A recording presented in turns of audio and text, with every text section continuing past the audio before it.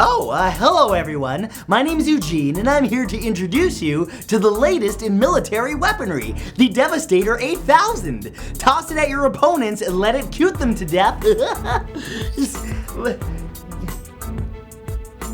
Yeah, I'm done.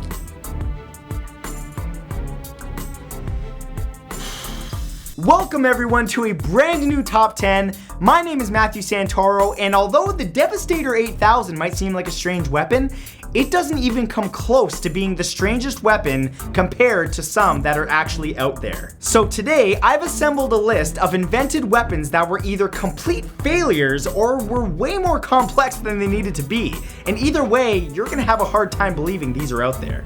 But they are. So without further ado, here they are. The 10 craziest weapons you won't believe exist.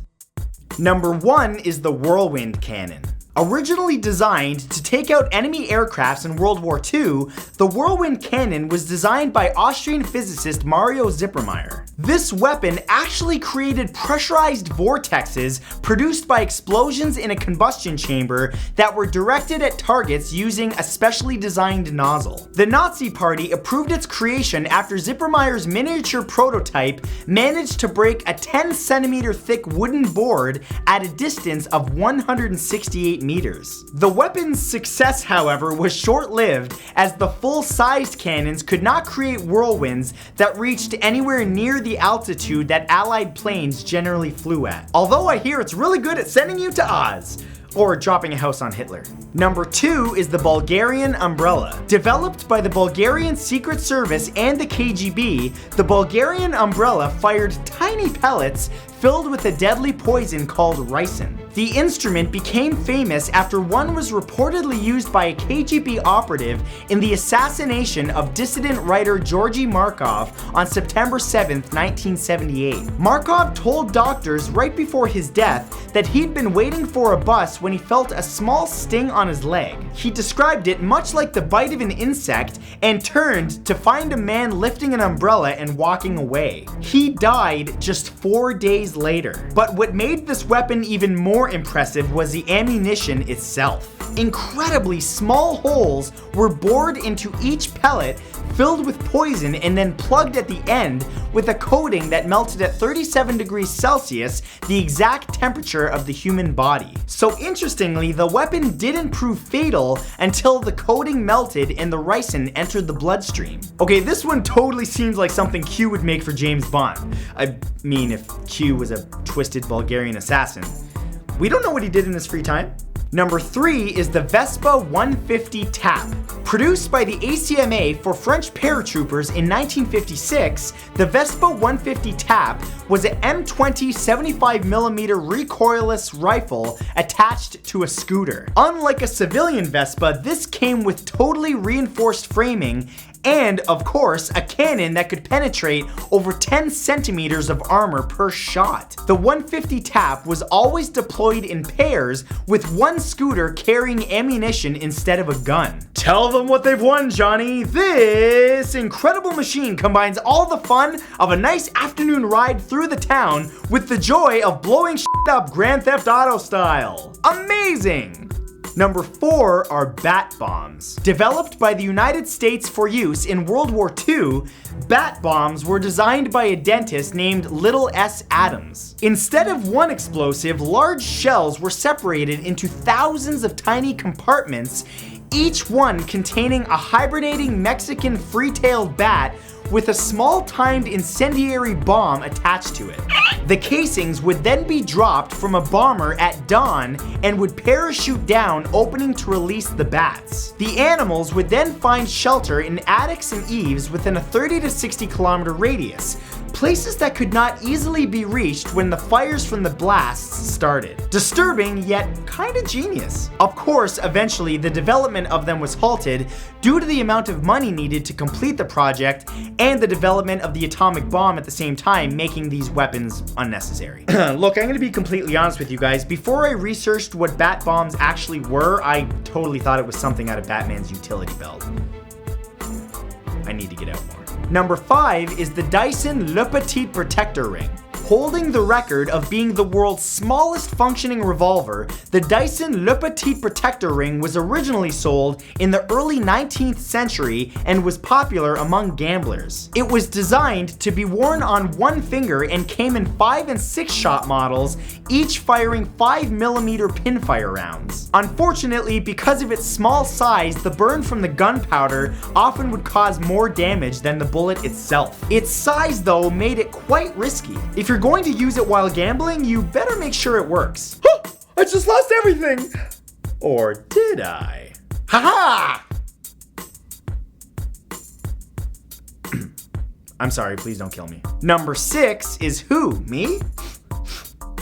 You smell something? Created during World War II by the American Office of Strategic Services, Who Me was a stench weapon to be used against German officers by the French resistance. This spray smelled of, well, poop, and was to be carried in small, easy to conceal dispensers that the resistance member could covertly use. The idea was that if a German officer was sprayed, it would humiliate him and decrease morale in the occupying forces' ranks. Rank. However, after only 2 weeks, the experiment was labeled a dismal failure due to the extremely volatile compounds used to make it, poopy, and the fact that the smell was so strong, it would often make the person who sprayed it smell just as bad as those being sprayed. Ew, that's just nasty. Well, nothing like a practical joke to end the world's biggest war, am I right?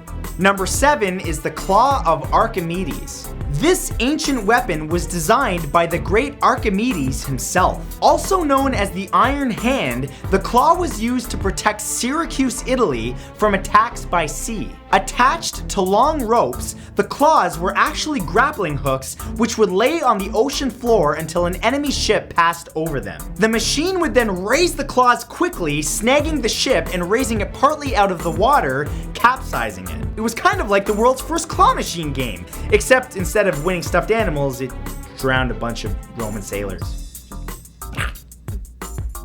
It worked.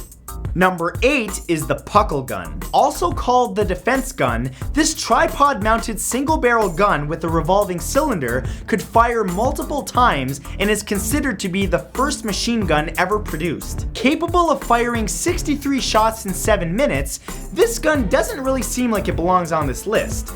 Until you hear about its ammunition. See, the Puckle Gun fired 2 different types of bullets according to the device's patent. Round bullets were used against Christians, and square bullets, yes, square bullets, which were considered much more painful, were used on Muslim Turks in an attempt to convert them to Christianity and thus caused less pain. That really seems like a poor argument to convert someone. I mean, who's gonna care about the shape of the bullet? You're still getting shot. Huh, he got square bullets.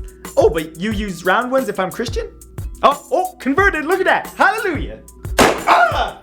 Number 9 is Project Habakkuk. Designed in 1941 by Jeffrey Pike to be a colossal floating island made of, believe it or not, wood pulp and ice, Habakkuk was to function as a mid-ocean aircraft carrier to help hunt down German U-boats in World War II. Why did all the weird stuff come out of the World Wars? The wood and ice material called pikelet was much more resistant than ice alone, a fact that Pike proved at a conference when he shot a piece of it with his service revolver and hit another officer with the ricocheting bullet. Project Habakkuk was ultimately abandoned in 1943 due to cost restraints, mostly over the amount of steel required to properly build the rudders and runway, and the fact that the steel was in short supply. But amazingly, it took 3 hot summers to completely melt the Habakkuk prototype, and only 30 seconds for that other officer to knock out Pike for his misfire. Oh, bitch, you shot me! Slack! And number 10, the gay bomb. This one just might take the cake as the most ridiculous weapon ever created. In 1994, the Wright Laboratory in Ohio designed a non-lethal chemical weapon that would discharge female sex pheromones on opposing male soldiers in order to make them irresistible to each other. Essentially, the plan was to confuse enemy combatants and have them conduct homosexual behavior. Yep, this was developed. Wright Lab's research into the gay bomb actually earned them an IG Nobel Prize, a parody of the actual award given for trivial achievements, but for some reason nobody showed up to claim it. I couldn't imagine why.